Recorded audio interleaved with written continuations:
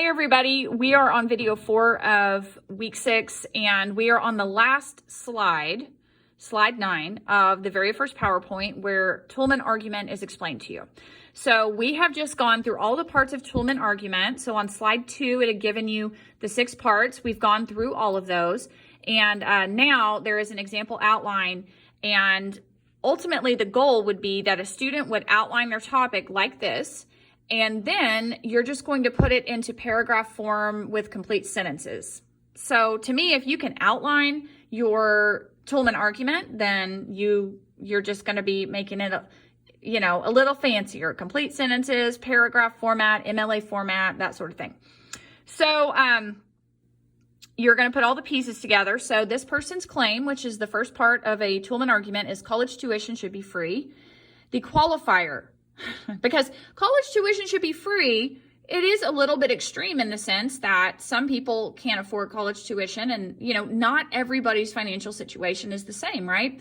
So their qualifier says, for those with a household income of less than $100,000 per year, college tuition should be free. So that at least puts a little bit of restriction in a way on it, makes it slightly more realistic. Reasons. So that is the third part of the Rogerian argument. Reason number 1, student debt is crippling, often taking decades to pay off. And I'm going to throw in my own 2 cents here, but I'm 42, and if I were to pay what I can afford to pay, I'm on an income-based repayment plan, it would not be paid off, I don't think ever, even if I live to be 100 years old. So luckily for me, I work in public service and I can get mine forgiven after 6 more years of working. But it is a very true statement and could easily be backed up with evidence that it does take decades to pay off. And so what they've done here is they've just put the word evidence. So what that means is they know they need evidence there. I think even better is if you can go ahead and throw in the evidence.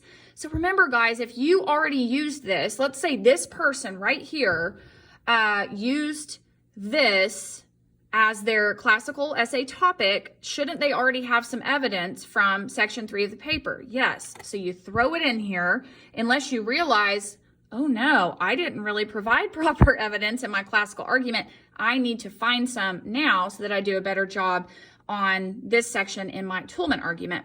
So then the second one is student debt forces graduates to postpone getting married, buying a house, having children. This is bad for communities and society. Again, give evidence. And then number 3, student debt hurts the economy by limiting the spending power of college graduates, and evidence. So again, hopefully you have evidence already. And if not, that tells you exactly what you need to be doing this week when you have to revise your annotated bibliography again. That is going to be the first assignment on week 6. So then we have the warrant section. Number 1 says a college education is meant to improve one's life, not ruin it. And number 2, having more college graduates is good for the economy. So those, again, are things that this person is assuming that their audience would agree with. Very similar to something you did in the Rogerian where you establish some common ground. So I kind of think of warrants like that. What are some things that most people would probably agree on? Backing is, remember, backing is to back your warrants. So it's the evidence for your warrants. Backing is traditionally a college education has been a means of upward mobility in American society. And I think that's true. That's why people believe that going to college will improve your life. But I think that this argument is implying that maybe that's not so much the case anymore. So maybe that's why, again, college tuition should be free to an extent for some people. Then we have the rebuttal. So the people who would be against this person's claim. So this is where you can pull from section 4 of your classical argument when you presented counter evidence and refuted it. Here we call it a rebuttal and a response.